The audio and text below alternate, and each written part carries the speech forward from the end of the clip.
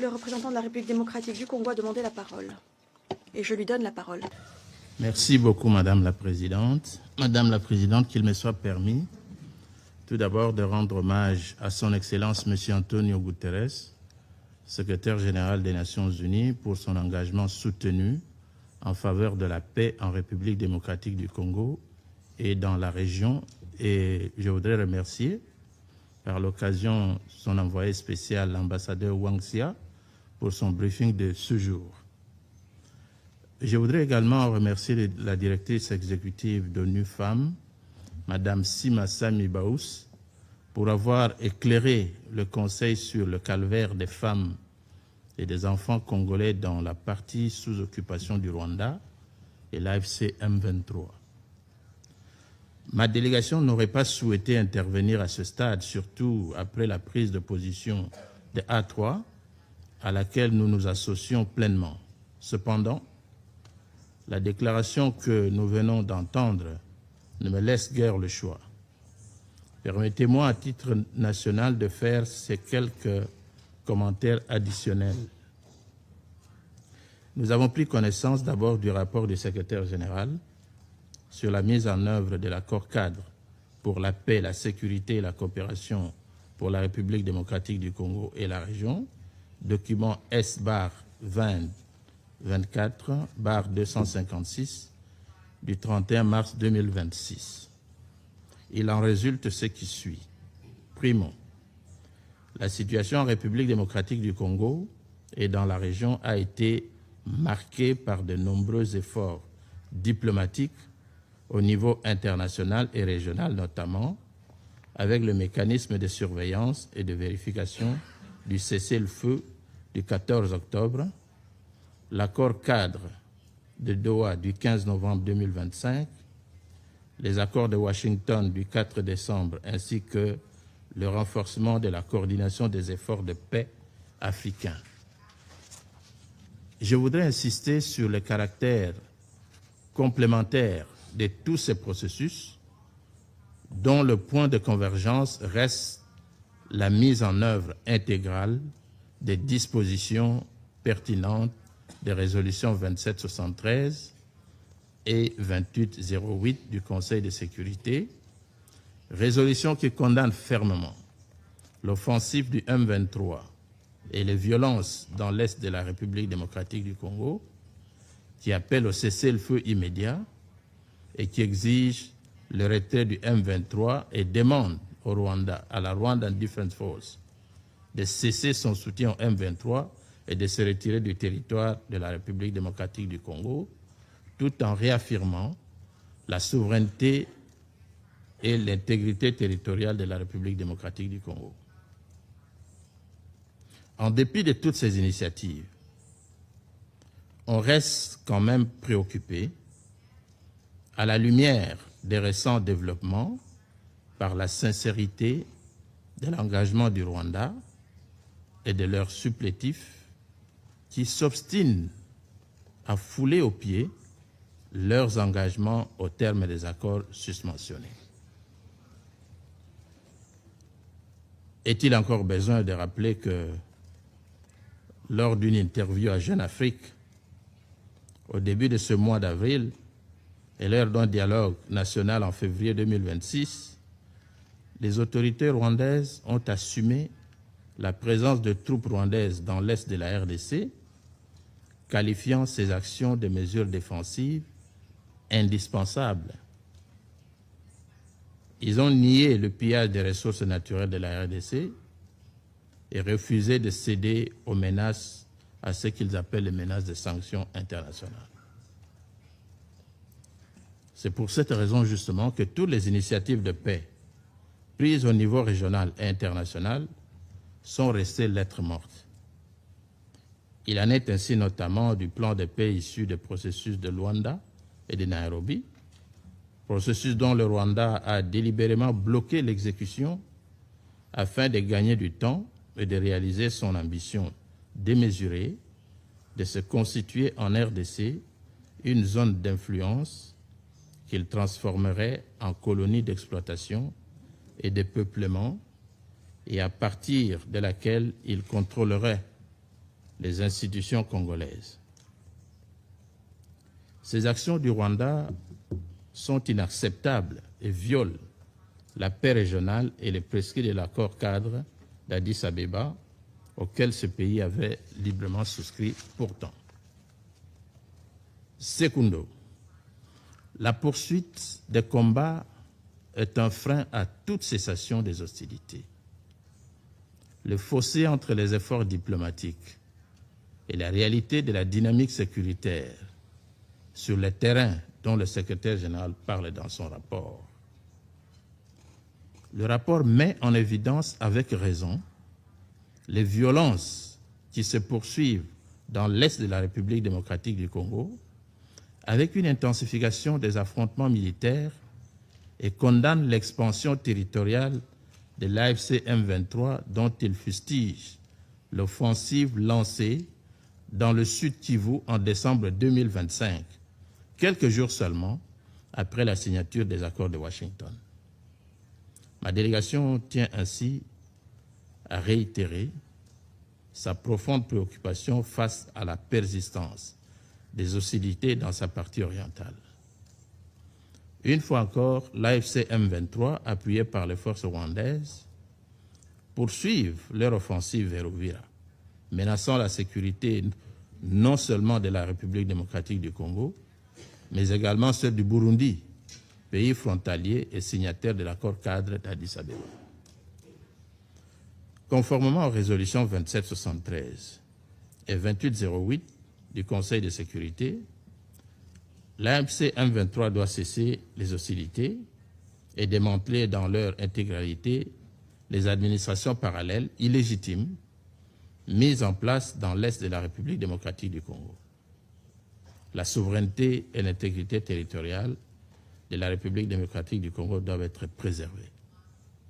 Toutefois, il revient au Conseil de sécurité, dès lors que la responsabilité de l'escalade actuelle et de la poursuite des hostilités est bien établie, de prendre des mesures qui s'imposent pour rétablir la paix dans cette partie de mon pays. Pour l'instant, je vous invite à constater que cette situation a entraîné le déplacement de plus de 7 millions de Congolais. Les statistiques sont écœurantes, nous le savons. Plus de 70% d'entre eux sont des femmes et des filles. Privées de leurs besoins vitaux basiques, ces femmes congolaises ont perdu toute dignité humaine. Beaucoup d'entre elles ayant subi des viols, violences sexuelles et autres traitements cruels, inhumains et dégradants, en particulier dans les périmètres des zones minières. Madame la Présidente, la position de la République démocratique du Congo n'a jamais changé. Les troupes rwandaises doivent quitter immédiatement les territoires de la République démocratique du Congo, et ce, sans condition, comme exigé par la résolution 2773 que ce Conseil avait adoptée à l'unanimité. Les autres activités négatives du Rwanda dans les Grands Lacs à travers ses nombreux proxys doivent aussi cesser, sinon la paix durable ne verra pas le jour dans cette région. Pour ma délégation, qu'il soit dit, la souveraineté et l'intégrité territoriale de la RDC, consacrées par la Charte des Nations Unies, ne sont pas négociables. Mon pays agressé recouvrira chaque millimètre carré de son territoire qui continue à être gravement violé.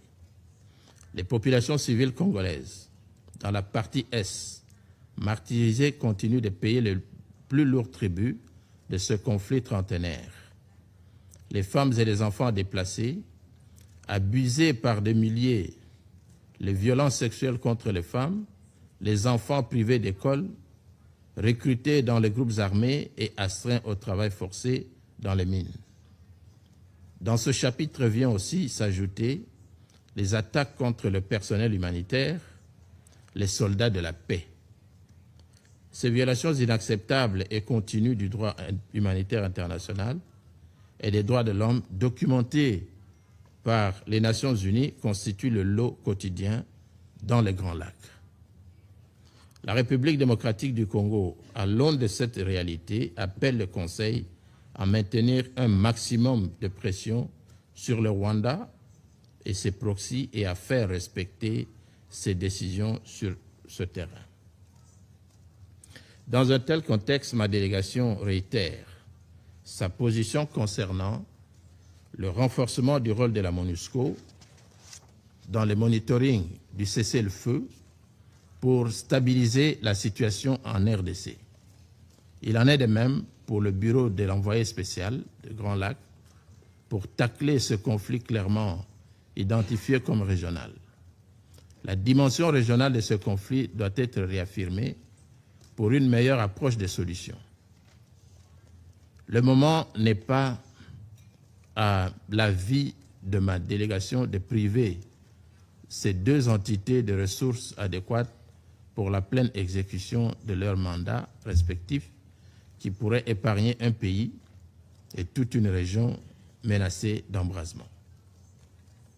La République démocratique du Congo, à l'image de son président, son Excellence Félix-Antoine Tshisekedi Tshilombo, homme de paix, continuera de bonne foi à souscrire aux efforts diplomatiques pour la paix en RDC et dans la région des Grands Lacs. De Doha à Washington, ici au Conseil de sécurité, ainsi que dans l'Union africaine, la République démocratique du Congo demeurera de bonne foi pour faire la paix avec tous ses voisins. Le succès de cette démarche requiert en contrepartie que tous les partenaires signataires et garants de l'accord cadre d'Addis Abeba puissent être animés du même esprit et de la même détermination pour un grand lac pacifié, stable et prospère. Madame la Présidente, lorsque le représentant du Rwanda, invoquant le génocide rwandais de 1994, vous dit que ce génocide a ses auteurs en République démocratique du Congo, vous avez l'impression qu'il parle de Congolais. Il ne parle pas de Congolais, il parle de Rwandais. Les FDLR dont ils sont en train de parler, ce sont des Rwandais qui ont fui le Rwanda, qui sont rentrés sur le territoire de la République démocratique du Congo, justement parce qu'au Rwanda, il n'y a que deux tribus qui s'affrontent. Au Rwanda, il est impossible à ces deux tribus de cohabiter. Tandis qu'en République démocratique du Congo, il existe 450 tribus qui vivent en parfaite harmonie et qui vivent ensemble. Donc, l'idéologie génocidaire que le Rwanda tente de transposer sur le territoire congolais est incompatible à l'ADN du Congolais. C'est pourquoi nous disons que ce discours dont ils sont en train de véhiculer est bien pour le Rwanda, il n'est pas bon pour la République démocratique du Congo. Les FDLR sont venus du Rwanda. Il y a un moment, un éminent ambassadeur rwandais en poste à Kinshasa a déclaré que le FDLR ne constituait plus une menace pour le Rwanda. C'est partout sur la toile, on peut suivre l'intervention de cet éminent ambassadeur rwandais. C'est cyclique. Aujourd'hui, ils vont vous dire les FDLR, demain, ils vont vous dire le discours de haine, et le lendemain, ils vont encore sortir une carte. Alors parlons du discours de haine. Vous avez un pays armé jusqu'aux dents qui descend sur le territoire de votre pays, massacre vos femmes, massacre vos parents, massacre vos enfants, et il attend de vous que vous lui teniez un discours de bienvenue. Où a-t-on vu ça? Le Rwanda nous donne l'impression aujourd'hui que le discours de haine est plus grave que les massacres. Combien de Congolais ont-ils massacrés depuis qu'ils ont occupé Goma, Bukavu, Uvira? Combien? Et c'est comparable à un discours de haine. mais justement le discours de haine est la conséquence des massacres qu'ils conduisent. Donc le discours de haine n'est pas à la base de la situation qu'ils vivent. C'est eux qui sont justement à la base du discours de haine. Alors, Madame la Présidente, je ne vais pas en abuser. Ils ont parlé de la protection des rwandophones qui sont au Congo. Ils parlent des Banyamulenge. Ce sont des Congolais, ce ne sont pas des Rwandais.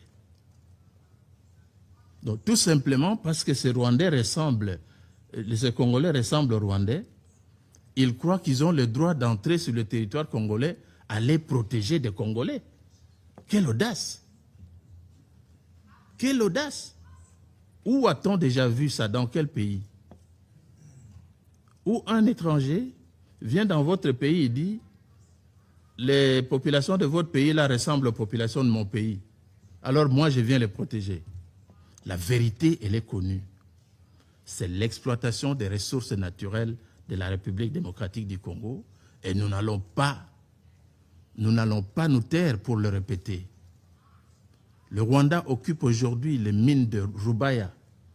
Le Rwanda est devenu l'exportateur du coltan qu'il n'existe nulle part sur le sous-sol rwandais. Mais ils viennent vous parler du discours de haine. Voilà, pour l'essentiel, vous n'avez pas le droit, chers collègues, de venir protéger les populations congolaises sur son territoire. La République démocratique du Congo est suffisamment outillée pour protéger ses propres populations. Un pays du reste de 450 tribus, mais vous n'en avez que 2, vous n'arrivez pas à les gérer. Vous voulez venir gérer nos 450 tribus. Soyez modeste. Je vous remercie, Madame la Présidente, et je m'excuse d'avoir été un peu plus long, je ne reprendrai plus la parole.